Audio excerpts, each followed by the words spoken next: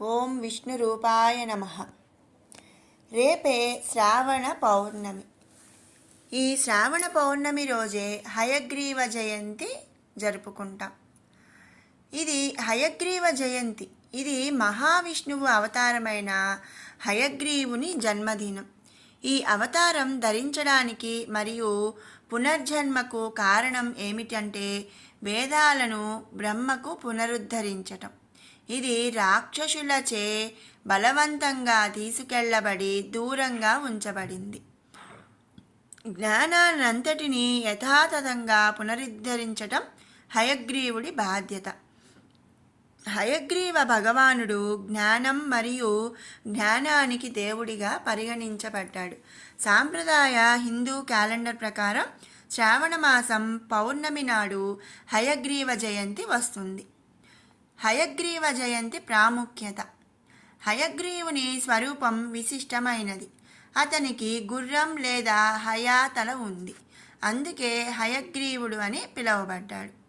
అనేక ప్రాంతాలలో హయగ్రీవ భగవానుడు చెడును నిరోధించడానికి కాపలాగా నిలిచే సంరక్షక దేవత. ఈ అవతారంలోని గుర్రపు తల ఉన్నత విద్య మరియు జ్ఞానానికి ప్రతీక.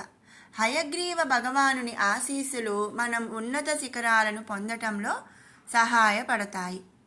ఇక పురాణాల ప్రకారం, హిందూ గ్రంథాల ప్రకారం హయగ్రీవుడు మరియు అతని రూపానికి సంబంధించి 2 ఇతిహాస కథలు ఉన్నాయి.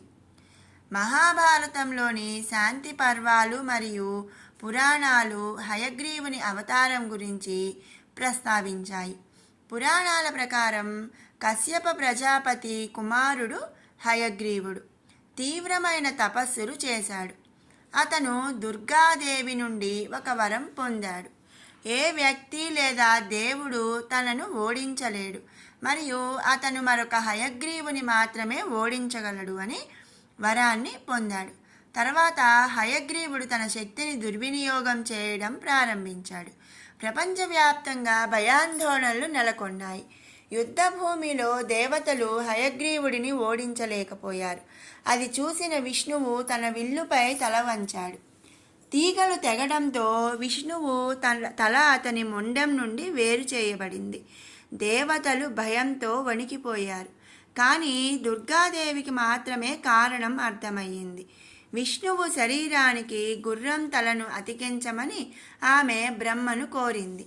మరొక పురాణంలో హయగ్రీవుడు మధు మరియు కైటభ అనే రాక్షసులచే దొంగలించబడిన మరియు నీటిలో లోతుగా ఉంచబడిన వేదాలను తిరిగి పొందడానికి దేవుడు మరియు గుర్రం యొక్క అవతారాన్ని తీసుకున్నాడు. బ్రహ్మదేవుడు నిద్రిస్తున్న సమయంలో వారు వేదాలను దొంగలించారు. వేదాలను రక్షించడానికి విష్ణువు ఈ అవతారాన్ని స్వీకరించాడు. అందుకే హయగ్రీవ అవతారం జ్ఞానం మరియు జ్ఞానంతో ముడిపడి ఉంది. ఇక హయగ్రీవుడు మానవ శరీరం మరియు గుర్రం తల, తెలుపు రంగు తెల్లని దుస్తులు ధరించి తెల్లని తామరపై కూర్చున్న విష్ణువుగా చిత్రీకరించబడ్డాడు. అవని అవిట్టం హయగ్రీవ జయంతి రోజున జరుపుకుంటారు. పాత యజ్ఞపవిత్ ఇది ఒక సందర్భం. జానేయు అని కూడా పిలుస్తారు. ఈ రోజున బ్రహ్మదేవుడిని కూడా పూజిస్తారు. విద్యార్థులు విజ్ఞానం మరియు జ్ఞానాన్ని పొందేందుకు హయగ్రీవుడిని ఆరాధిస్తాడు. ప్రతి విద్యార్థి కూడా చదవవలసిన హయగ్రీవుని మంత్రం. హయగ్రీవ శ్లోకం. జ్ఞానానందమయం దేవం నిర్మల స్ఫటికాకృతిం ఆధారం సర్వ విజ్ఞానం హయగ్రీవ ఉపాస్మహే.